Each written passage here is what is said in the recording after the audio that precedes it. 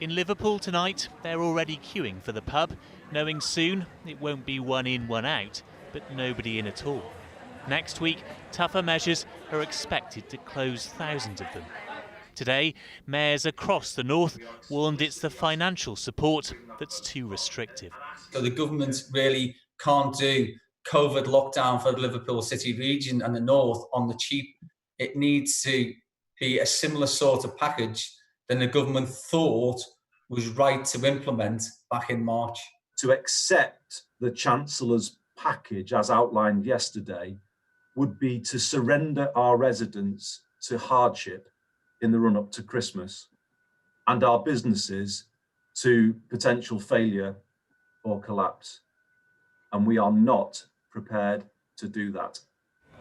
Local leaders confirm the government is planning to announce 3 tiers of restrictions on Monday. Tier 1 is essentially what's already in place across England, including the rule of 6 for socialising, mandatory face masks in shops and on public transport, and the 10 p.m. curfew.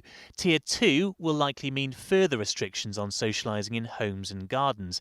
And Tier 3 could ban all household mixing and close all bars and restaurants apart from takeaways. That's likely to include Keith's Cafe in Liverpool, with the city heading for the top tier. Yesterday, the Chancellor promised staff out of work will get 2/3 of their wages, not as generous as the original furlough scheme. Those bills are still coming in, aren't they? And they're going to be having to pay them on 2/3 of their wages. So it's going to be hard for them. I'm worried about my job, but I'm also worried about the place that I work in because we all love working here.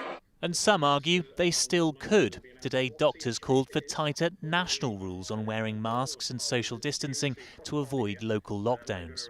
Our message is very clear that we don't want local lockdowns, and that's why we believe if there are better national measures to prevent spread of infection, we shouldn't be getting to the local lockdown situation.